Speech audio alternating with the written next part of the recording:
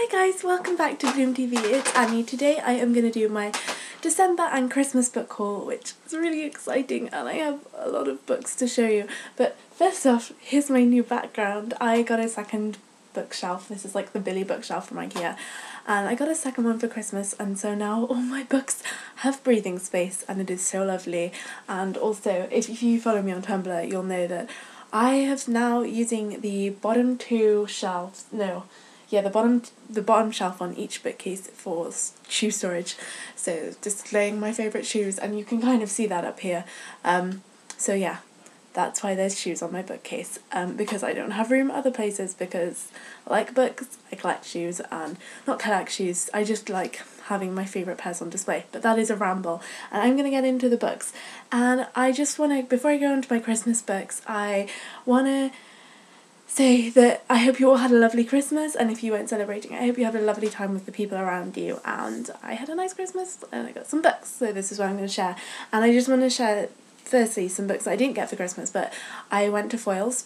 I think I shared that in like my Xmas booktubeathon wrap up, but I went to Foyles and I got some books. So first one I got was Grave Mercy by Robin Lefevers, and this is the first in a companion high fantasy historical, I think, trilogy. I haven't read this, but I'm so excited. I haven't seen this in my local Waterstones or my local like Smiths.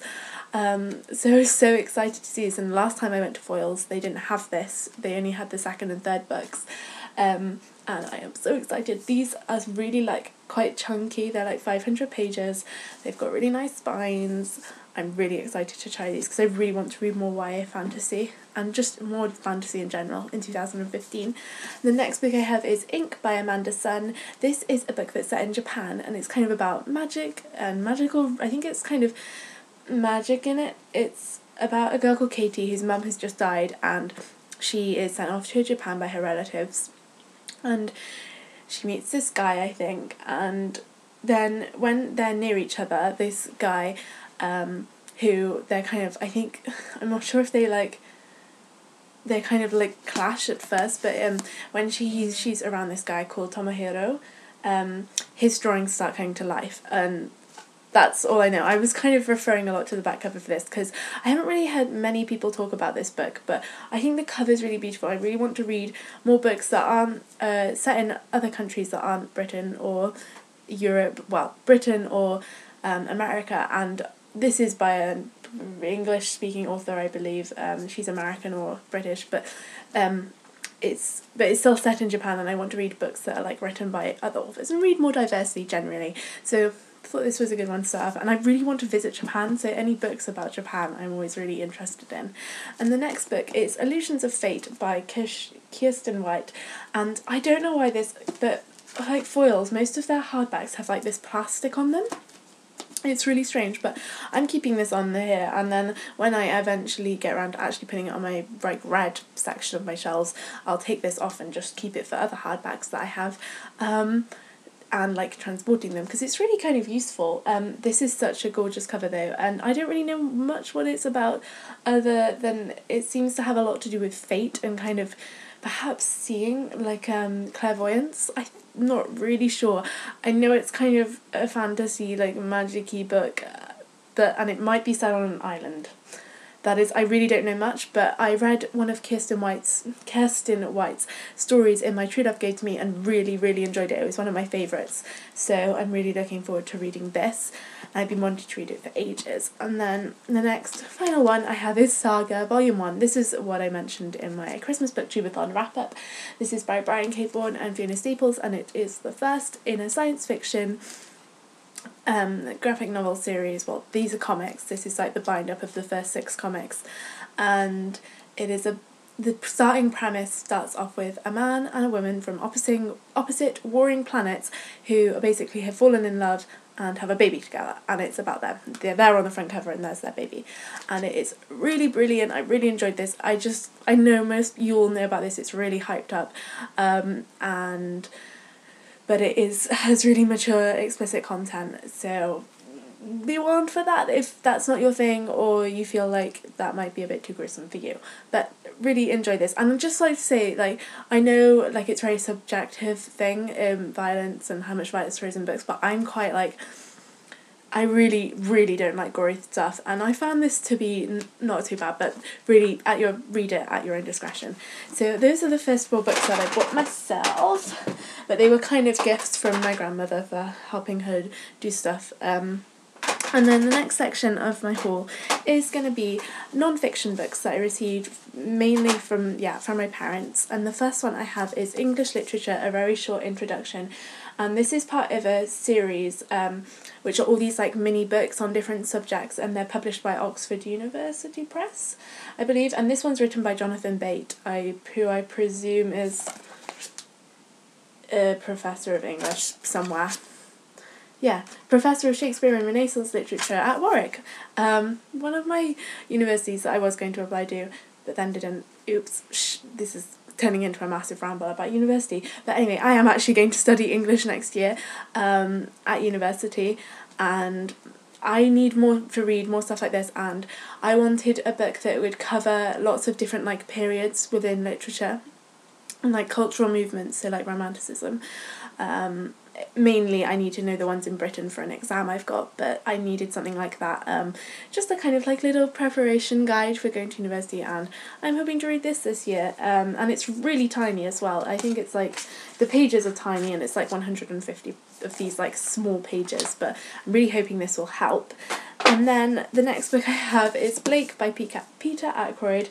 I'm studying Bleak this year, as you guys probably all know by now, and he's actually, I started off not really enjoying it, but enjoying studying it, but I've recently grown to really enjoy like reading them as well as just studying them, and this is like the definitive text on Blake and kind of about him and about his influences. So, well, that's kind of what my teacher told me, that's kind of what I've heard from other people. I don't know if it is, but I will probably be dipping it in and out of this for my year, in this year before my exam. And the next one, sorry, there is no space to put them other than the 4, so they're kind of going down there. The next one is Testament of Youth by Vera Brittain, and I don't really know much about this other than it's an autobiography, and it's kind of about this woman, Vera Brittain's, there she is on the front cover nonetheless. It's about her life, and I think she was a nurse during World War One. Yeah, seeing as it says it's got a poppy on there, I'd assume that's right. And kind of, I think it goes a lot, it doesn't go just into the war, but into a lot of other kind of cultural changes that happened because of the war from her perspective. And so this will be interesting to read. I actually hadn't heard of her. I know that's probably quite shocking, but will be interesting. And the next one I have is actually like something I'm really excited to read, and it is a memoir by Maya van Wagenen. I hope I pronounced that right. I tried. This is about a girl called Maya, and she found this like popularity guide which was written in the 50s by Betty Cornell, and she decided to do a social experiment and kind of follow this advice and document it, and the result is this book, and I'm really excited to read it. Those kind of popularity guides are something that I've actually quite enjoyed reading, like not really as a serious like quest, oh this is how to become popular, but they kind of those types of non-fiction books are something I'm really like reading sometimes. So this kind of sounded really interesting, and this was published last year, and it had loads of like hype around it, so I'm hoping I'm going to really enjoy this. And also, even though it's a paperback, it has these really nice end pages, which is a nice touch. And the last non-fiction book I have is something I'm really excited to read, and it is Women in Dark Times by Jacqueline Rose. Again, I hadn't heard of it, but this is a book about 3 women it mainly focuses on, and they're kind of, it's a feminist book, non-fiction, and it's about 3 women, Rosa Luxemburg, Charlotte Solomon, and Marilyn Monroe, and it's kind of about those 3 women's and their impact and just their stories, I think, and kind of more about 20th century women and like culture and it goes a lot into history. I know it goes into like the Nazi era in Germany, I think, and I don't really know much about it other than that and what I read on the inside flap, which is basically what I just said. But my dad got this for me because he knows I'm really interested in these things and I want to read a lot more of this kind of thing. And it also has a quote on the back from Helena Kennedy, who is a barrister, who's like a really, really well-known barrister in the UK.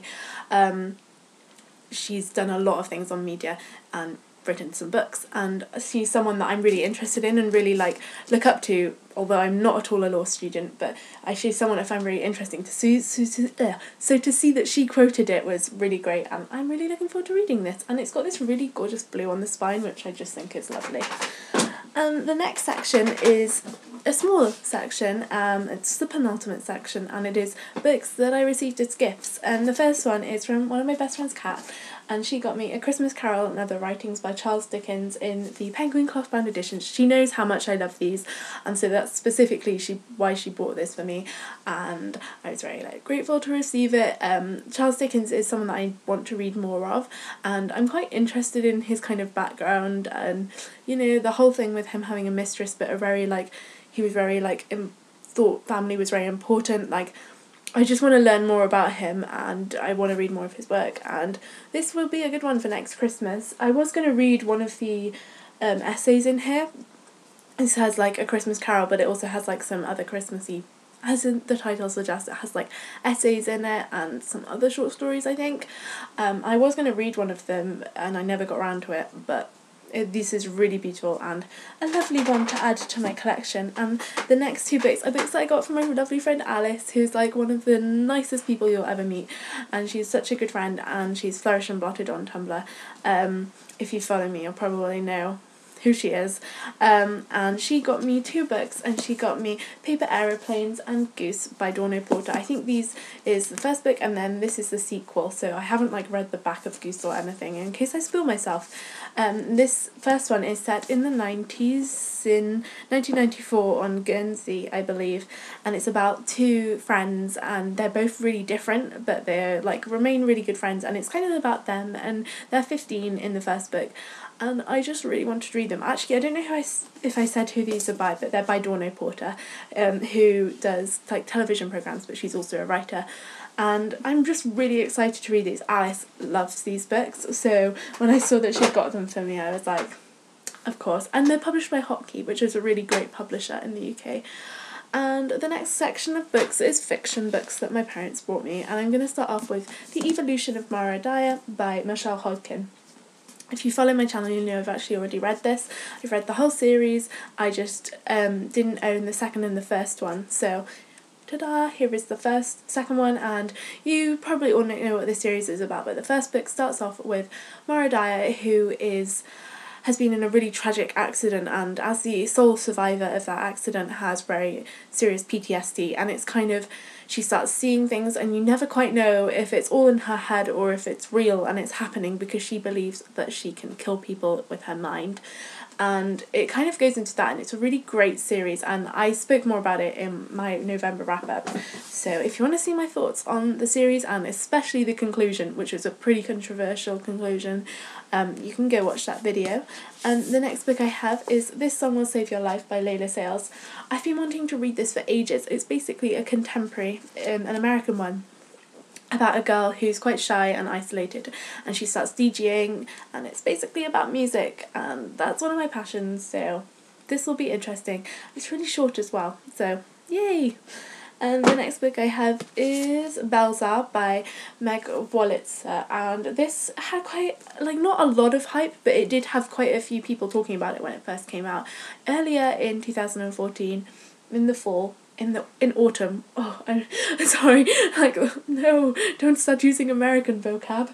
And this is about a group of teenagers, and the main character, I don't even know what she's called because it's not on the back, but basically the main character, her boyfriend either died or I think he might have committed suicide, and she is sent to this boarding school for emotionally fragile teenagers or mentally ill teenagers, I'm not quite sure.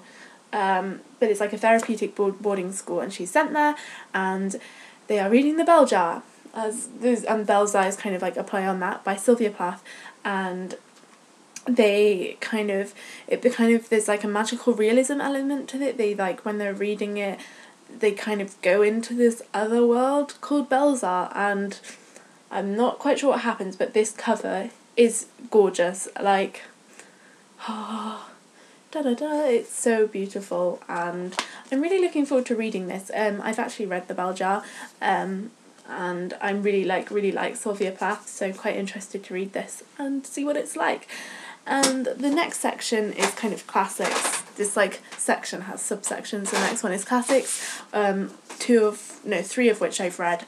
And the first one I have is Great Expectations by Charles Dickens. This is the English Library, Penguin English Library edition, and these all have these kind of like multicoloured spines and these kind of repeating patterns on the front covers, and some of them, although this one doesn't, they used to have the author photo or like illustration on the inside, but they don't have them anymore, and I'm very upset.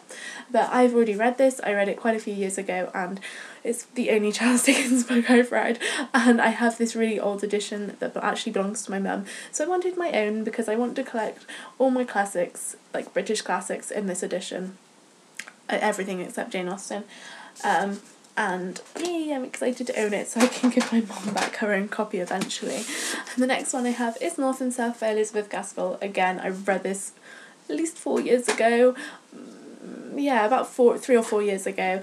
It's one of my favourites. I really like Elizabeth Gaskell. I haven't read anything else by her, but I'm really interested. I really want to read Mary Barton, which is another novel by her.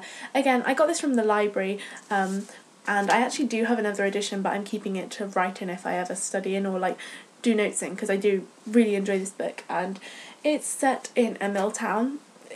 Like, it's kind of like a fictional town, but it's kind of based on Manchester in the northern England, and it's about the Industrial Revolution, and our main character Margaret, who is from the south, and she moves up north with her dad, who is a vicar, and her mum, who is quite frail, and they're very much from the south, and they're kind of thrown into this new kind of culture in the north, which is very hard, and like it's very different to what they're used to, and it's just kind of them acclimatising to that. And Margaret kind of develops this relationship with a mill owner called Mr. Thornton, and this has a really wonderful BBC adaptation, like mini-series adaptation with Richard Armitage in it, and it is fantastic. So I'd really recommend, if you've read this and you haven't seen the adaptation even, watch it. And this is a really good classic as well. Oh gosh, my pile of books is collapsing. The next one I have is The Great Gatsby by F. Scott Fitzgerald, and this is a Penguin Classics, and I'm not sure what these editions are called, but Penguin released a kind of matching set of Fitzgerald's books in this kind of hardcover with these really glorious like Art Deco 1920s patterns on them, and they are so beautiful. They're all like white with like metallic colours on them, and then they look like that under the dust jacket, and they're so nice. I actually studied The Great Gatsby last year for school, so I've already read this and I own a copy, but it is so grotty, and it is really, like, my notes are so cramped in it because the teacher I had studying The Great Gatsby gave us really lengthy notes to write, and it's just filled, you can't really read it, so I wanted a really nice edition, and I love these, and I'm really happy to have this, and I'm definitely going to be rereading this at some point because I really enjoyed that book, and I think the writing was really wonderful, so I'm going to reread this, but I'm not sure when. And then I also have another Fitzgerald book in the same edition, and this is so beautiful, and this is The Beautiful and Damned. I wanted to read more Fitzgerald because I'd only read The Great Gatsby, as I said again, for class, and I really don't know much what this is about other than it's kind of supposed to be based, I think many people believe it's based on Fitzgerald and Zelda, his wife's actual relationship, and it's kind of set in New York, again in the 1920s, and it's kind of about those Eastern Coast elites, and I think there is kind of the same premise running through most of Fitzgerald's books and kind of exploring the Jazz Age and the idea of the American dream, but I'm really looking forward to reading this, and I think it's going to be really good, and if I read this and enjoy it, I'll definitely be picking up his other novels and possibly his essays as well. I think he might have written some. And the next book I have is Neil Gaiman's Neverwhere. The only Gaiman I've read is The Ocean at the End of the Lane and his newly released The Sleeper and the Spindle, which he did with Chris Riddell, and I've really wanted to read more of his novels, so I thought it was a good place to start. My friend's read this bit in French, or she's read part of it in French, and she said it was really good.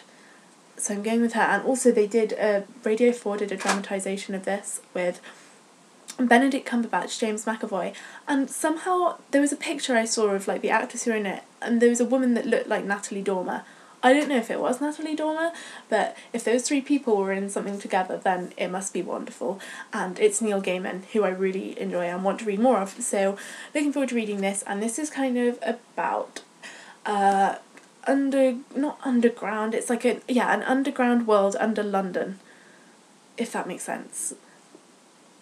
I don't know much about it, but there's like a young businessman, and then he gets like catapulted into this world, not literally, and that is kind of I'm just trusting that Neil Gaiman will be fabulous. And I really love these in like UK editions. You can get like all of his novels in this edition, and I want to collect them all.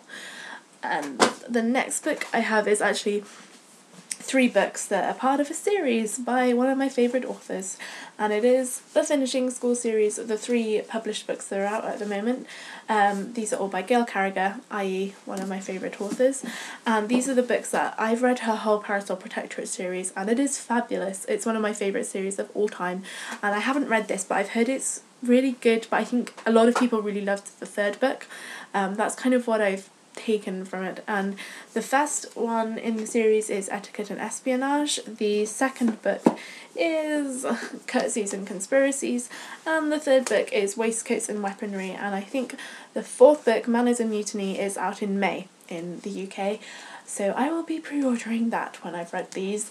And these are just set in the same world as the Parasol Protectorate, but about a young girl called Sophronia Temenic. Again, Gail Carriger has the best names in her novels, and she is sent off to this finishing school by her mum, and her mum thinks it's gonna like finish her off and make her the perfect wife or something, or I'm not quite sure.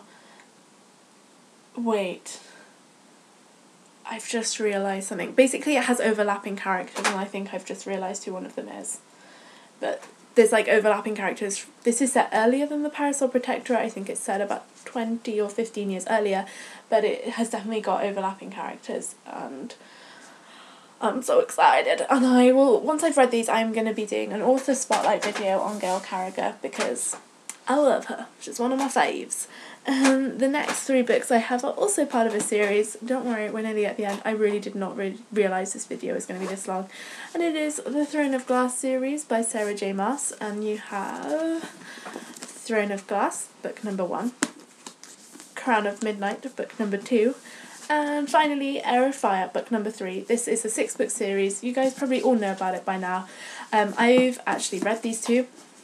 I got them from the library earlier this year, in June I believe, and this is the one. Heir of Fire is the only one I haven't read.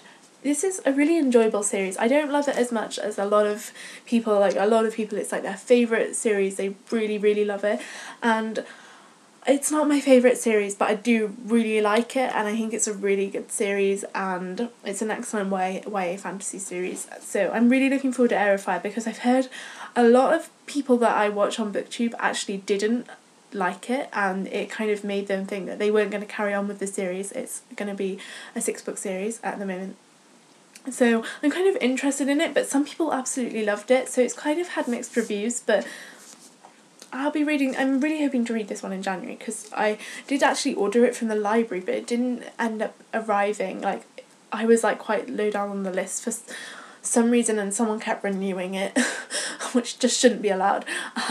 So I didn't get this until December, so I was like, oh, I'm not going to read it because I'll probably get it for Christmas. So I'm going to read that in January or February. Soon. And then the last book I have is one I'm currently reading, and it is The Bone Season by Samantha Shannon in this glorious hardcover. I started this morning because you'll probably already know this, but I actually started trying to read this in the summer from the library, and I just like couldn't get it. I read 1 chapter and was like, oh, I'm not sure if this is the right time for me to be reading this, so I took it back. But I now have this in this really lovely hardcover, and I was like, I've heard a lot of people say you just have to persevere through the info dumping, so that is what I'm doing, and I am actually quite enjoying it. It is very info dumpy, but I will probably hopefully finish this by the end of December, so I'll talk about it more in my wrap up, because at the moment I'm only on like page 60. But I just want to show you guys what it's like under the dust jacket. There's this lovely thing, and then this glorious spine, and oh, I really love the production. I'm so glad I got this in hardcover, because even if I don't end up enjoying it, it is a really lovely book to have on my shelves. And I've started this now because I pre-ordered the second book, because I kind of love pre-ordering things, and I want to know whether I'm going to continue on with this, so I'll cancel it if I didn't enjoy this as much as I thought I would. But I am enjoying this, and also I got quite a few other booky things for Christmas, like bookmarks and like a book reading light, which is the most helpful thing ever. And my mum got me this bookmark with is it Thorin from The Hobbit, i.e. Richard Armitage, and it's so fabulous. Like when you have it, you can just see like his eyes peeking out over the top of your book, and it makes me laugh. But yes, this is the last book I got, and that is the end of my really long December book haul. I hope you guys all enjoyed this, and I will see you all soon for another video. Bye!